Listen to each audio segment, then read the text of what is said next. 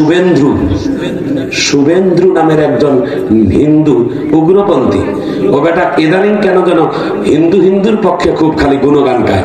ওই বেটার পক্ষে তার এক বন্ধু বলতেছে, ও হিন্দু আমিও হিন্দু। ও বেটা যদি এতই হিন্দু কয়, তাহলে ওই 3 বাটি একে একে 3 বাটি গরুর গোস্ত আমার সামনে খাইছে গতকালকে। বল, ওই লোকটা বলছে ও যদি হিন্দুই হয়, ও যদি সনাতনী ধর্মই যদি হয়, তাহলে ও 1 বাটি খাইলো আবার 1 বাটি খাইলো। আমার সাথে সামনে 3 বাটি খাওয়ার পর সে আবার বলছে ওই বাড়িতে, ওই যেই লোকটার বাড়িতে খাইছে ওই লোকটার নামও আবার শাহাবুদ্দিন। নাম শুনছেন? নাম শুনছেন? বাস্তব ঘটনা, ও দেশের হেডলাইনে খবর আসছে। ওই মুসলমানটার বাড়ি হলো শাহাবুদ্দিন, ওর বাড়িতে 3 বাটি গরুর গোস্ত খাওয়ার পর দরখাস্ত করছে যে আবার একটু টিফিন বাড়ি সাজাই দাও, আমি যাই ঘরের মধ্যে লুকাই খাবো। ওই হিন্দু ভদ্রলোক বলছে ও যদি সনাতনী ধর্মই যদি হয়, ও যদি হিন্দুদের ধর্মকে লালন করে থাকে, তাহলে ও আমাদের গোমাতা হিন্দুদের আমাদের গরুর গোস্ত কেন 3 বাটি খাইলো, আমি বিচার চাই। আসল জায়গায় হাত দিছে, কথা কন ঠিক কেন?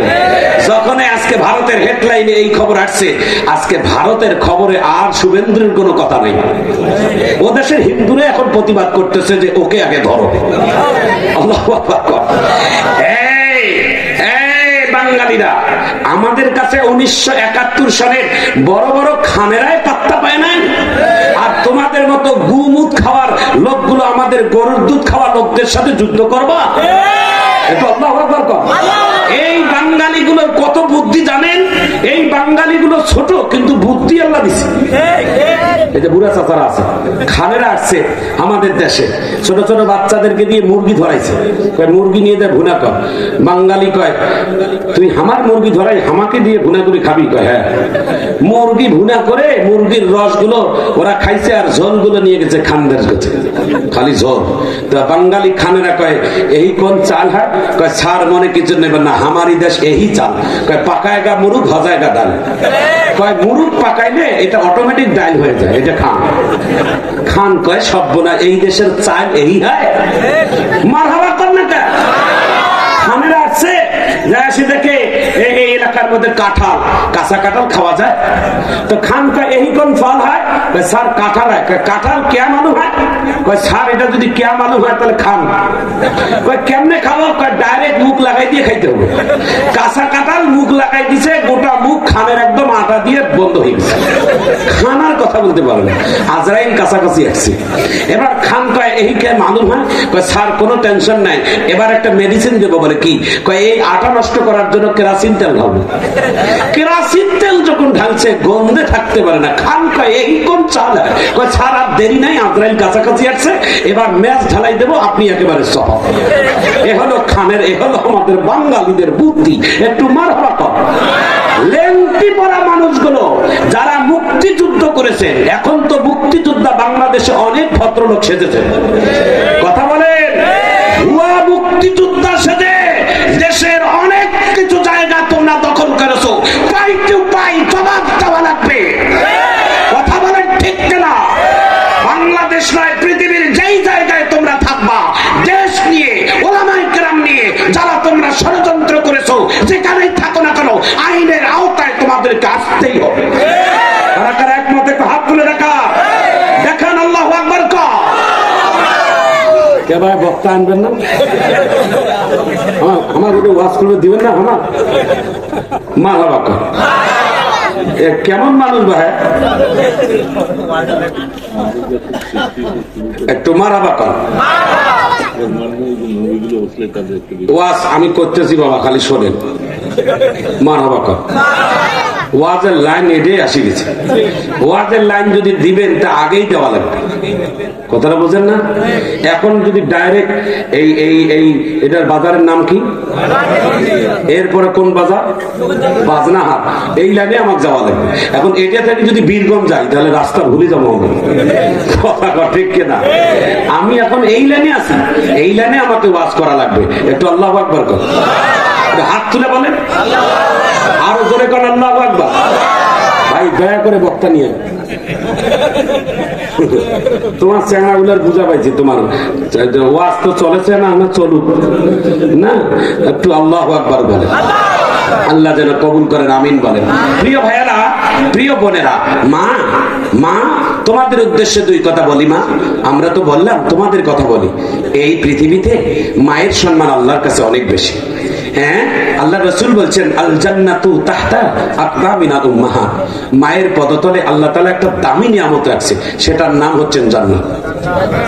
সুবহানাল্লাহ, একটু জোরে বলেন। ভাই, এখন দুলটাকে নরম করে দিবেন। আল্লাহ রাসূল বলছেন এই গোটা পৃথিবীটা যদি 10-12 বিক্রি করা হয়, আল্লাহ যে জান্নাতের একটা জান্নাতীদেরকে বসার চেয়ার দিবে, এই চেয়ারটার মধ্যে 4টা পায়া থাকবে, একটা পায়া কেনার মতো সম্পদ এই দুনিয়াতে আল্লাহ দেয় নাই। সেই জান্নাতটা মায়ের পায়ের নিচে আল্লাহ বিছাই রাখছে। তাহলে সেই মাটা কত দামি, এই মাটাকে সম্মান করা লাগবে না আমাদের? জোরে বলেন, লাগবে না? এ মুসলমান ভাইয়েরা, মা বাবা এত দামি বলে আল্লাহ তাআলা কোরআনে বলছে কত দামি। কোরআন বলছে ওয়াকাদা রাব্বুকা আল্লা তা'বুদু ইল্লা ইয়্যাহু ওয়া বিল ওয়ালিদাইনি ইহসান।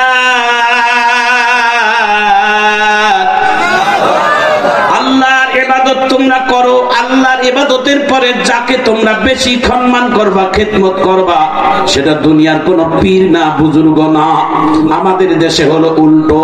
নিজের ঘরের 40-50-60 বছরের বাবা মার খবর নাই, বড় বড় হাদিয়া নিয়ে যায় বড় বড় পীর সাহেবের কাছে, আল্লাহ ওয়ালাদের কাছে।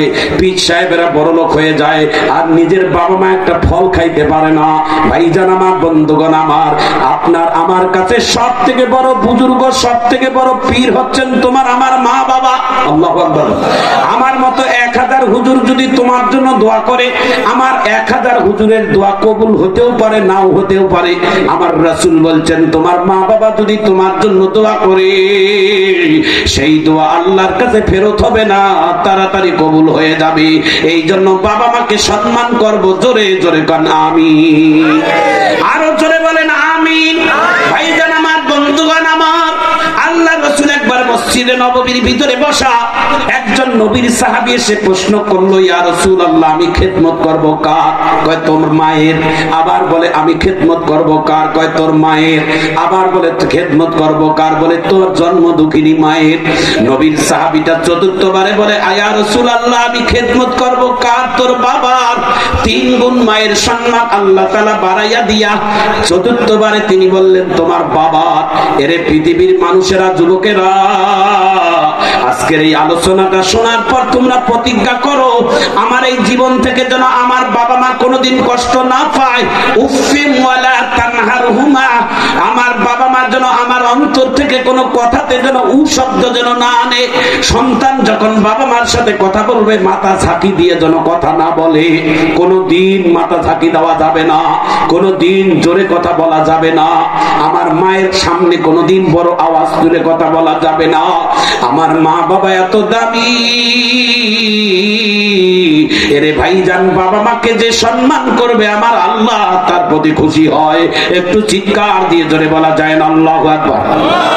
হাদিসের বর্ণনা এইভাবে আছে, যারা বাবা মার দোয়া দুনিয়াতে পাবে, যারা বাবা মার দোয়া দুনিয়াতে পাইছে, তাদের জন্য অনেকগুলো উপহার, 2টা বড় বড় উপহার আল্লাহর পক্ষ থেকে। যুবক ভাইয়েরা লিখে রাখেন মনের ডায়েরিতে, বাবা মার দোয়া যদি কেউ পায়, তাহলে 2টা উপহার বড় বড়, আরো এর মধ্যে 38টা উপহার আছে। 2টা বড় বড় উপহার। সব থেকে বড় উপহার কি জানেন? জীবনে বেঁচে থাকতে একবার আল্লাহ আপনাকে বাইতুল্লাহ জিয়ারা করাবে। একটু আমিন কর। কাবা শরীফ, বাইতুল্লাহ সবাই যাইতে পারে না।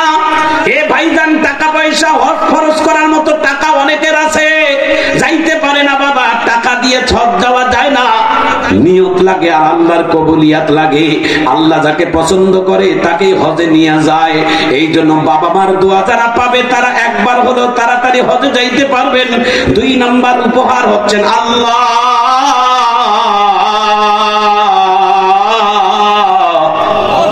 আমার আল্লাহ বলেন 38টা উপহার মাঝখানে 1 নাম্বার বড় উপহার হলো হজে যাবেন। 2 নাম্বার শেষের উপহারটা হচ্ছেন আল্লাহর পক্ষ থেকে।